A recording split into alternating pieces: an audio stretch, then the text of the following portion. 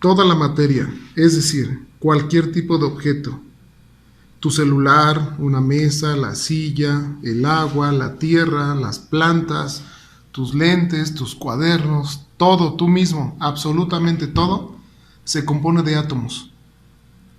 Estos son los átomos. Hay muchas representaciones. Estos a su vez se componen de partículas elementales que conocemos como electrones, protones y neutrones. Entendamos una cosa. Los electrones y los protones tienen una propiedad. Esta propiedad se llama carga eléctrica. Los neutrones son eléctricamente neutros porque no tienen carga. Los electrones tienen carga negativa. Los protones tienen carga positiva. Todos los átomos tienen en el centro un núcleo, en el que se encuentran los protones y los neutrones, y a su alrededor giran los electrones. Será como un pequeño sistema solar, como nos lo han descrito otros científicos. Un átomo es eléctricamente neutro. ¿Por qué? Porque tiene el mismo número de protones y el mismo número de electrones. O sea, las cargas positivas y las negativas son las mismas. Sin embargo, un átomo puede ganar electrones. Y si tiene más electrones que protones, entonces queda con una carga negativa. O también puede perderlos. Y si tiene más protones que electrones, entonces adquiere una carga positiva. La masa del protón es casi 2000 veces mayor que la del electrón, pero el tamaño de sus cargas eléctricas es la misma, aunque una es mayor que otra. Por tanto, la carga de un electrón neutraliza a la de un protón. El frotamiento es una manera sencilla de cargar eléctricamente un objeto. Por ejemplo, cuando te peinas, cuando cepillas tu cabello. Cuando el cabello se peina, este pierde los electrones y entonces obtiene una carga positiva.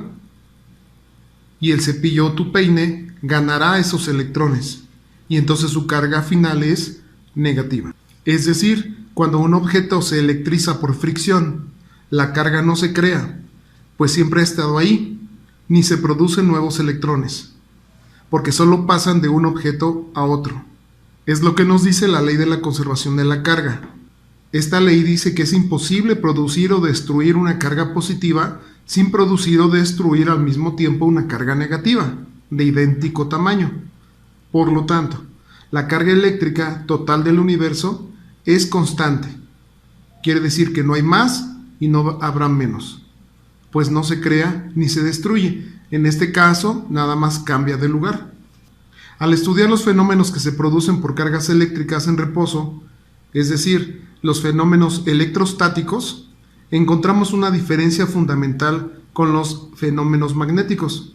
Mientras los polos magnéticos no pueden existir aislados uno de otro, quiere decir que no podemos encontrar un norte y un sur por separados. Las cargas eléctricas sí se pueden separar una de otra, sí podemos encontrar electrones por un lado y protones del otro. Repito, en un imán no podemos ver esto.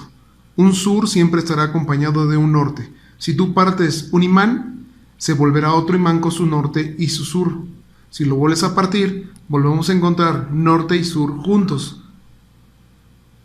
Hasta donde conocemos, no hay un polo sur de un lado y un polo norte por otro lado, sin la compañía del otro. Siempre están en pareja. Más sin en cambio en la carga, sí encontramos protones por un lado y electrones por otro lado. Estos sí se pueden separar. Como ya lo describimos, un objeto puede tener carga negativa si tiene o ha ganado muchos electrones, y una carga positiva si le faltan electrones. Por tal motivo, la unidad elemental para medir la carga eléctrica debería de ser la carga eléctrica del electrón. Pero por ser una unidad muy pequeña, se utilizan unidades más grandes, de acuerdo con el sistema de unidades empleados. Por ejemplo, en el sistema internacional que ya lo hemos estudiado, se utiliza el llamado Coulomb. Se denomina con una C mayúscula, en honor a Charles Coulomb. Un Coulomb es igual a toda esta cantidad de veces la carga del electrón. Y se trata nada menos de 6.240.000 billones de electrones. Son muchísimos electrones que representan un Coulomb. Para evitar el uso de tantos ceros, expresamos la cantidad de potencia de base 10, es decir, en notación científica. Y para expresarla con una sola cifra entera debemos recorrer el punto decimal 18 veces, como ya lo hemos estudiado en otros cursos. La cantidad expresada en potencia de base 10 con una sola cifra entera equivale a 6.24 por 10 a la 18 veces la carga del electrón. Entonces, la carga del electrón y un protón expresada en Coulomb es la siguiente. Un electrón es igual a menos 1.6 por 10 a la menos 19 Coulomb, mientras que la de un protón es 1.6 por 10 a la menos 19 Coulomb. Si te fijas es la misma cantidad, pero la del electrón es negativa. El Coulomb es una unidad de carga eléctrica muy grande, por lo que es común utilizar submúltiplos, como el milicoulomb, y esto equivale a 1 por 10 a la menos 3 Coulomb, o el microcoulomb, y esto equivale a 1 por 10 a la menos 6 Coulomb, o el nanocoulomb, y esto equivale a 1 por 10 a la menos 9 Coulomb. Estas son las unidades que utilizamos para representar el Coulomb junto con sus submúltiplos. Un principio fundamental de la electricidad es que las cargas del mismo signo se repelen y las cargas de signo contrario se atraen. Conocemos tres formas de electrizar los objetos. Los objetos se electrizan al perder o ganar electrones. Cuando un objeto presenta carga positiva, no significa que tenga más protones, ya que los protones no tienen la facilidad de movimiento como los electrones. Por lo tanto, debemos entender que la carga de un objeto es positiva si pierde electrones, y será negativa cuando los gana. Los objetos se pueden electrizar por medio de frotamiento, contacto e inducción. El frotamiento, como ya mencionamos, es una manera sencilla de cargar eléctricamente un objeto, como cuando peinamos el cabello. Este pierde electrones, adquiriendo entonces carga positiva. Mientras tanto, el peine o el cepillo gana los electrones y su carga final es negativa. Así los objetos electrizados por frotamiento quedan con cargas opuestas. Los objetos electrizados por frotamiento, como ya lo habrás visto en tu vida cotidiana, producen pequeñas chispas eléctricas, como sucede cuando caminas por una alfombra y después tocas un objeto metálico o a una persona, o bien cuando te quitas un suéter o un traje de lana, y si el cuarto o la habitación está muy oscura, las chispas se ven además de oírse. Estos fenómenos se presentan cuando el aire está seco, ya que las cargas electrostáticas no se producen si el aire está húmedo. Por contacto, este fenómeno de electrización se origina cuando un objeto con exceso de electrones cede o da algunos de estos a un objeto con el cual tiene contacto. Pero si un objeto carece de electrones o con carga positiva se une con otro, atrae parte de los electrones de dicho objeto. Por inducción, esta forma de electrización se presenta cuando un objeto se carga eléctricamente al acercarse a otro, ya electrizado. Aquí no hay contacto ni hay frotación, a esto se le llama inducción, cuando un objeto se carga eléctricamente al acercarse nada más. Como vemos en este video, esto es electrizar por inducción.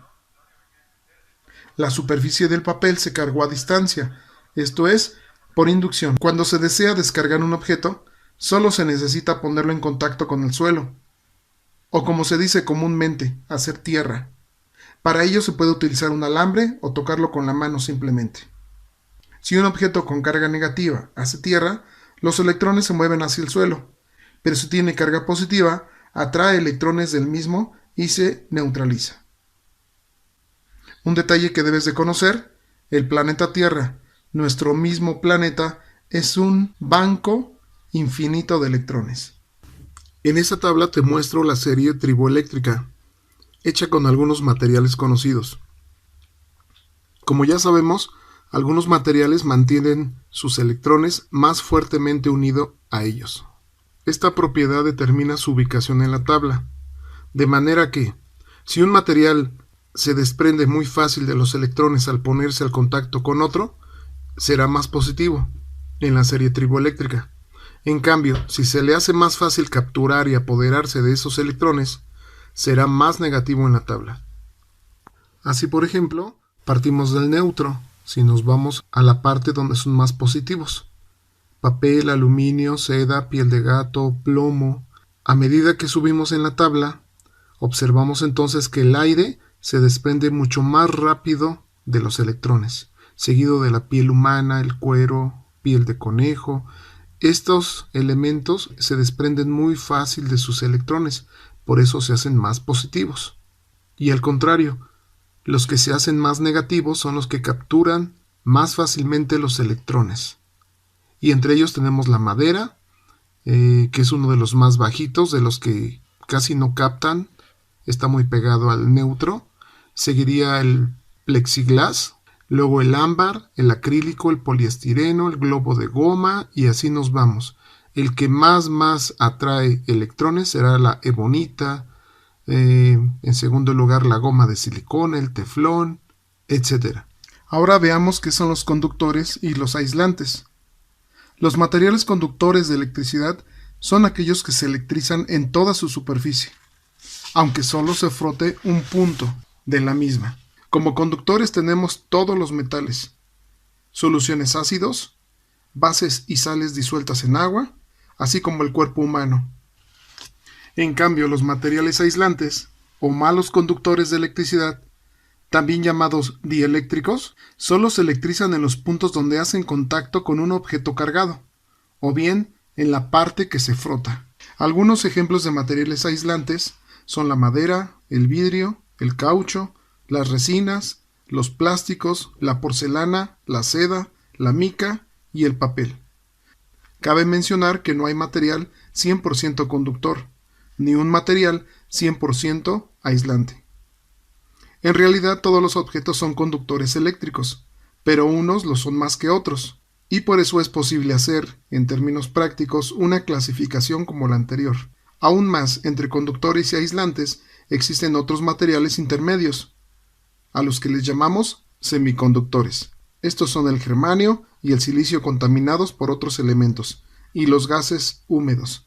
Estos últimos utilizados muy comúnmente en la electrónica. Y los conocemos como diodos, transistores, circuitos integrados, etc. Ahora veamos algunos experimentos sencillos que podríamos hacer en casa con la electrostática. En estos experimentos solo basta frotar el globo en el cabello y acercarlo al chorro con agua, o acercarlo ligeramente a la lata de refresco. Y esto es lo que sucede.